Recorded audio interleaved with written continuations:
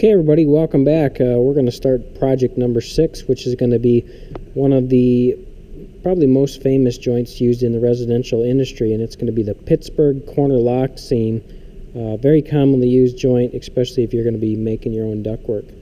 So let's go ahead and get started. It says when we finish, we're looking to make a piece of duct that measures 3 inches by 4 inches by 8 inches in length, and we're going to measure our accuracy down here when we check it off to plus or minus a 1/16 of an inch for that finished product. Let's go ahead and turn to the next page then. If we look at our plans, it's asking us to make the two parts to complete this piece, the 3 inches by 8, and then our final 4 by 8 dimensions are given on this plan. What we're going to do for that first part is we got to add a 1/4 inch for the Pittsburgh lock seam. So that's going to be 3 1/4 by 8 inches in height there.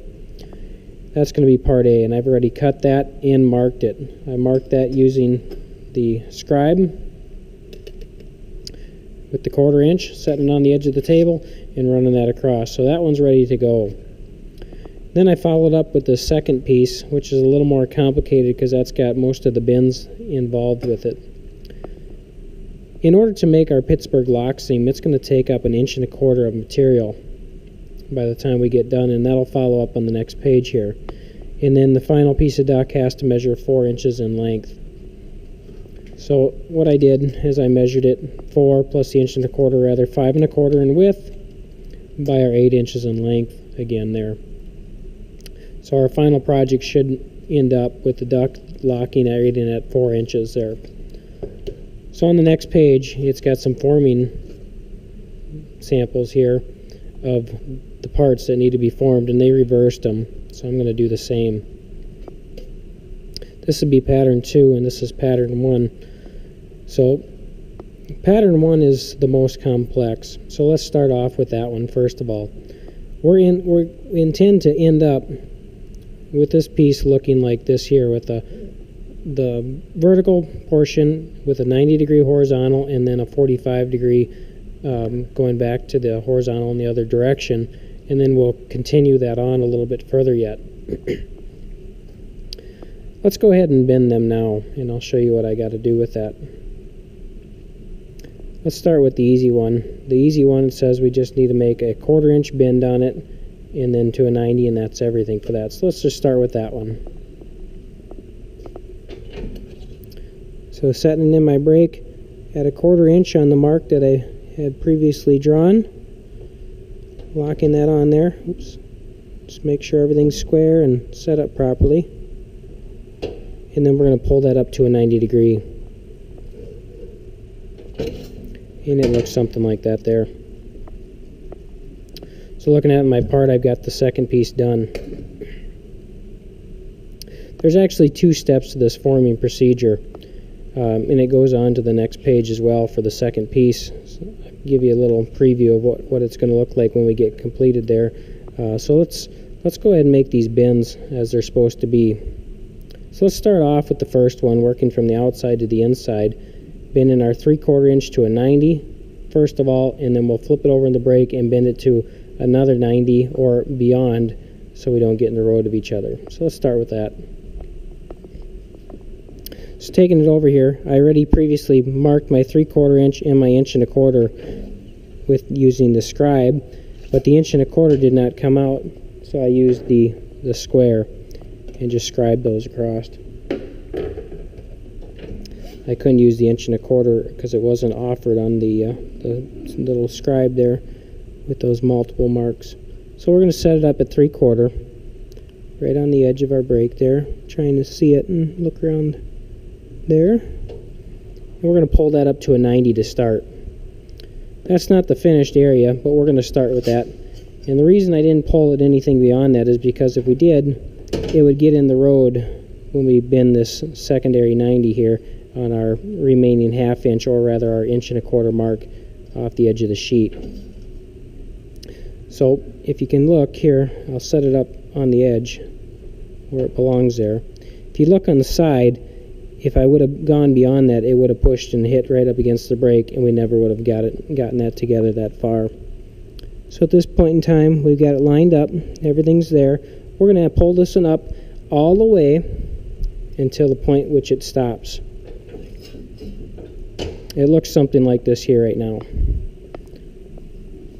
which if I stopped at the 90, it would have looked identical to that and brought that around with those parts, other than the top needing to be brought back around. So we're going to finish this up. We're basically to the second part of the forming procedure, but we need to pull this top portion in so it's straight in line with it. So in order to do that, there's a couple different ways you can do it. If the brakes open up, you may be able to just open it, slip it in there, and then pull it down. This one doesn't appear to be, so we're just going to take our trusty sheet metal hammer and we're just going to tap it down until it fits. When I perform that procedure, I just try not to hit the edge of the apron on the brake. So at that point in time, if I come over to this edge, you can see now that the formation will fit into that edge of that brake. So before I go on any further, I'll take it back and show you where we're at on this compared to the plan. It's pretty close. Now let's turn the page and let's look at the next part of this. Again, they flipped it on us, which is okay. It's not that big of a deal. We just got to keep our mind on the same page. It says to take that seam and close it down all the way. So let's do that. So we're going to slip it back in the brake, and we'll pull that all the way down until it stops in there. And you may have to do that a time or two, but it looks something like that with that slight S configuration there inside that. It also says it should measure from this edge to here 4 inches, so we can check that at this point too. And it does, so that's good. And we should also have a 1/2 inch between the top and the bottom ripple, and that's going to measure my 1/2 inch as well, right there. You can see it better. Okay, so there's one last part of this project that we have to make, and that's this little jog in it in the offset to make the duck a smooth outside edge here. So I'll show you how to do that next. In order to accomplish that, what we're going to do is we're going to, on the top side, we're going to set the apron right along that part of the S, not closing this any further, but we're going to pull that down and bend it up slightly. So it'll look something like this here. It's a 1/2 inch back, and you can usually see it on the sides if you look in there on each side where it belongs. And when you get it set, you just simply close the brake all the way down. Usually they'll pull them up if they're tight enough, but I'm going to help this one along a little bit because this brake has shown some age. At this point in time, I'll take it back out again. You don't have to, but it's looking a little bit something like this, giving it that ripple effect. It's getting that start. But it needs to be flat. So we're just going to slip it back in there where it was. And again, with my sheet metal hammer, I'm just going to tap that back down with the brake lock.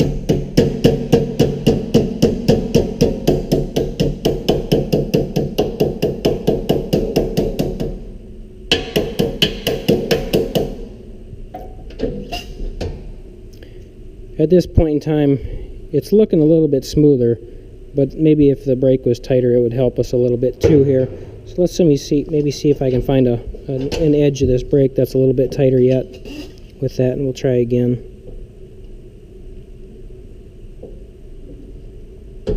It needs some adjustment, there's no doubt.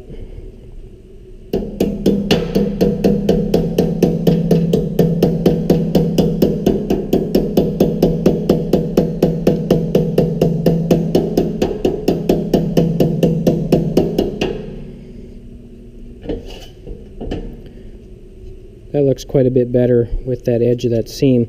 We still could do maybe a little bit better. It does need to be adjusted though with that. So looking at this part, you can see there's just some forming and little things. This will be on the inside, so it won't matter too much, but we do want to keep those dings off the outside with those particular parts. At this point in time, we basically have it completed there. I'd like to have that a little bit smoother yet, and I may work on that after a while. So basically the outside should be flush and lined up. with that, but I think you get the idea. And then we'll move to the assembly of our Pittsburgh seam here. And so we take our previous piece on the top here and our secondary part here as well, and we're just going to take that 1/4-inch lip and we're going to hook them together, and they should sit down in there and line up with the edges because we measured them before. What we're looking for in here is that there's no gaps. If there was a gap like in the middle or something, say like this here, we need to basically take our hammer and tap that in from the outside with that. Once we're up to this point here with the project, again measuring that 4 inches by 3 inches there, all we have left to do is to simply close this edge over. And that, I think, is the last plan. The last different, they don't give us a three-dimensional view of that, so I'll show you how that is done. Generally in the field you'll have this on a fitting, so you'll take your sheet metal hammer and you'll work the corners over just by tapping them and locking them down. And if it's a long piece or a circular piece, you may have to work it little bits and pieces at a time all the way up the line. So again, I'm just going to lock my corners over because this is a small piece. Different methods to it. I suppose you can set it on the edge of the table. Just be careful that it doesn't pop out any further with that, so you can hit it a little harder. And I like to use the side of my hammer. It'll give you a smoother seam when it's complete. So here we go. Taking little bits at a time, bringing everything to a 45 will also help keep any extra wrinkles and dents out of that seam there. Checking again my insides, making certain everything is down there. If you get your 1/4-inch 90, like say if it was 3/8 of an inch or 1/2 inch or something like that, it may not sit down and that may need to be cut off or refabricated. So let's finish this piece up right here, and then we'll just finish tapping it out.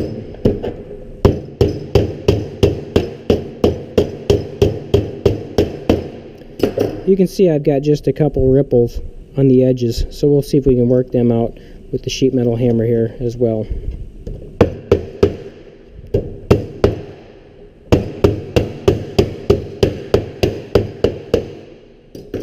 I've also found that if we fold it in just a little bit or put some pressure like this, we can get that seam to even be tighter with those. So let's just work them out.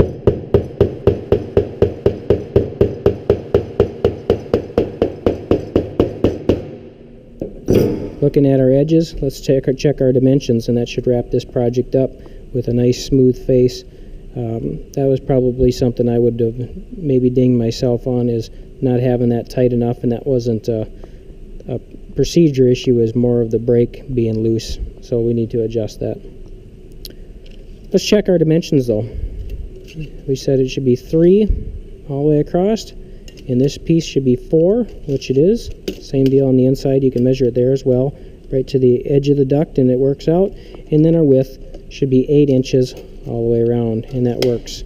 So that completes our Pittsburgh seam, a very commonly used seam. In today's market, they're mostly done on machines as well, but it can be done on a brake if that's what you have. So with that, we'll catch you on the next one. Thanks.